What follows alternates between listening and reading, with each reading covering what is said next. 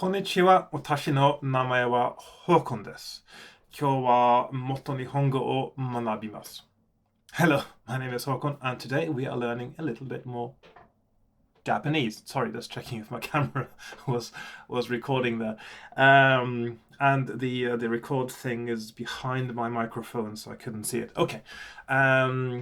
Last time we learned our first simple sentence in Japanese. I'll just write that down. So we had Watashi wa nihonjin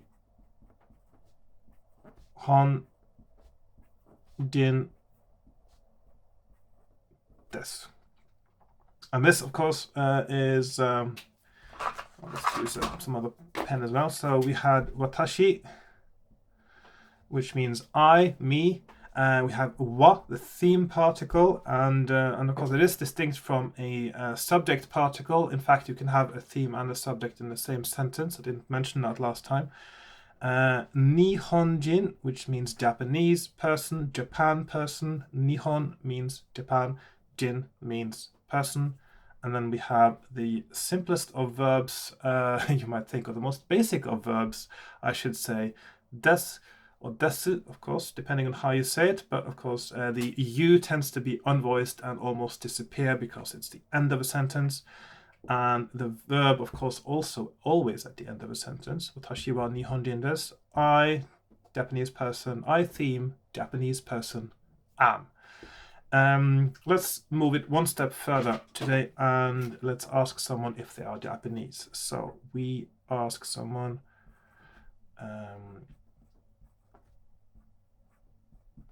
Anata wa nihonjin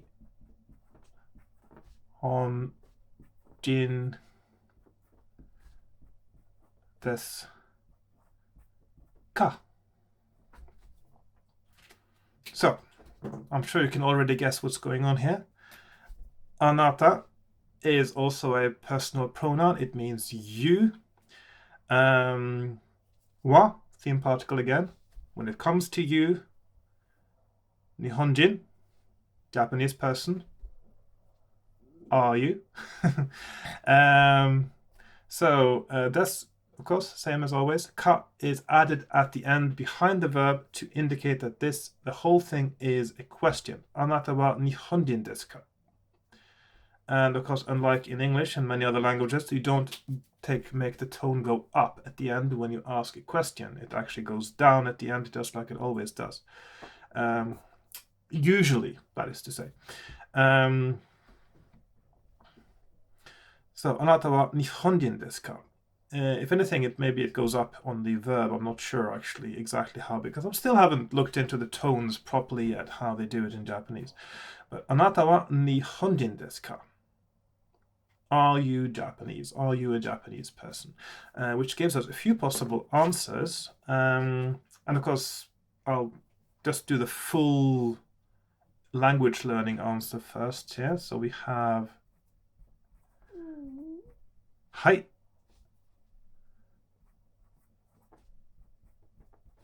Watashi wa nihonjin desu. Sorry about the terrible writing. So, hai means yes, and I'll get back to talking a bit more about yes and no in the future episode because I do behave slightly differently from English. Hai, watashi wa nihonjin desu. Yes, I am Japanese. We know that sentence already. Or you could say, iie. Don't think that. Watashi wa nihonjin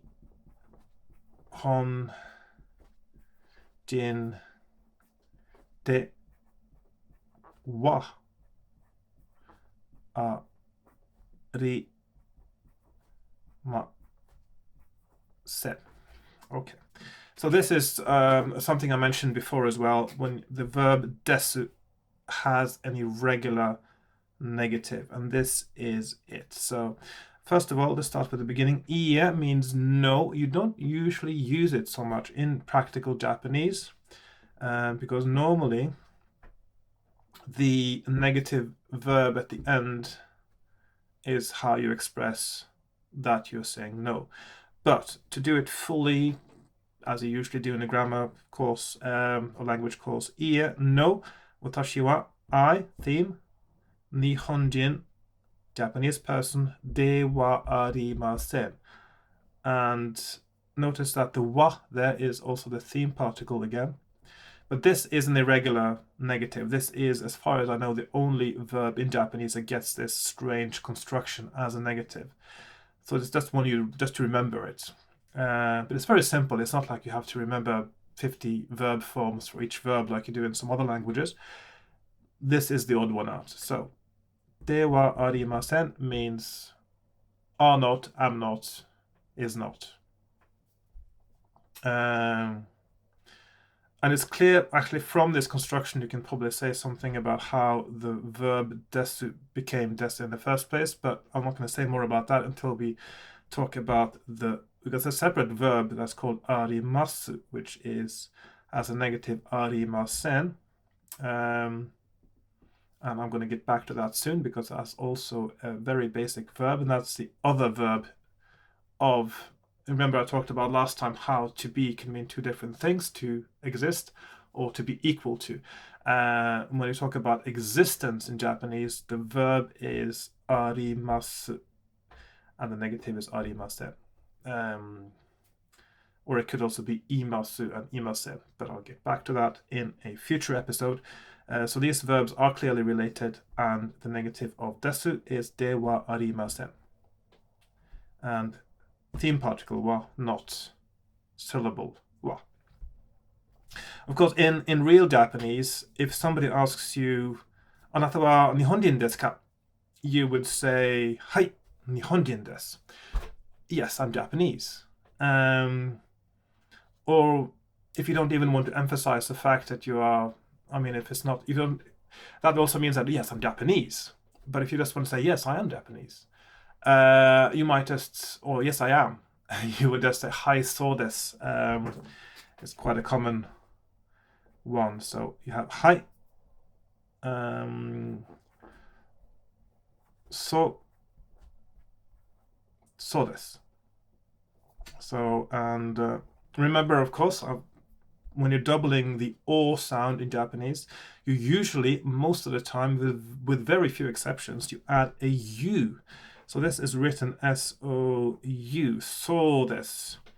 And there are two different ways of there are several ways of transcribing this into Roman letters. But yes, so when you write it in Latin alphabet, you write either so, or sometimes you just skip the doubles, but that's not a good thing to do. So, Hai, so desu, which means yes, I am. Oh, this, yeah, that's right. Literally, not yes, I am really. Yes, that's right, sort of. But of course, if your answer is no, ie watashi wa nihonjin de wa arimasen, then you might add to that what you are. Just remove all this so's here. I'll just remove that. And you might say, ie watashi wa nihonjin de wa arimasen. You then might add chugoku jin desu. So, ie watashi wa nihonjin de wa arimasen. Chugokujin desu, which means I am Chinese. So, no, I'm not Japanese. I'm Chinese. You wouldn't repeat everything again. Of course, in real life, if somebody asks you, Anata wa nihonjin desu ka? Then you might just say, ie, chugokujin desu. No, I'm Chinese. So Chugoku is China, Jin, of course, person.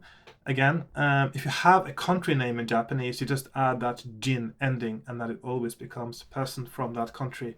So it's very easy to do the demonyms in Japanese. Chugoku, interesting story, of course. You may have heard China referred to as the Middle Kingdom, and Chugoku literally means, Chu means middle or center, and Goku, also Koku, means country. So the middle country, the country in the middle. Chugoku literally means the country in the Middle Kingdom, and that is what China is called. So China literally means the Middle Kingdom. Chugokujin desu.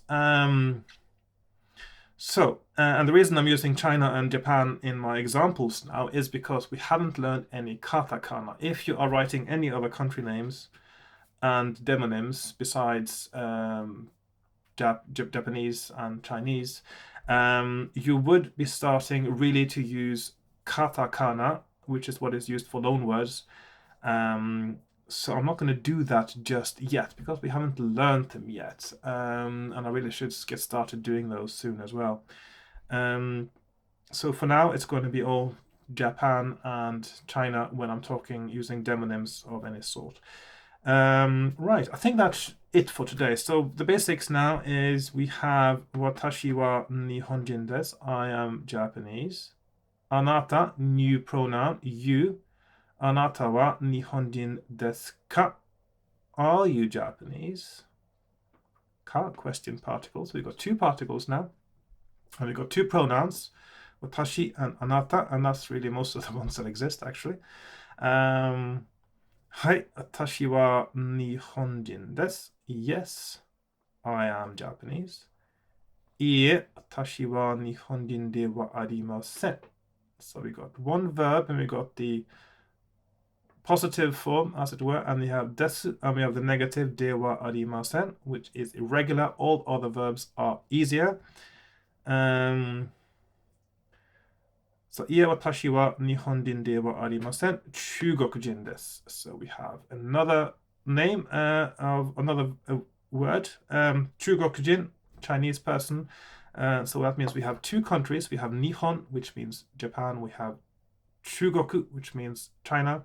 We have Jin, which means person in this context. Of course, it might be other pronunciations in other contexts, and I'll get back to that as well.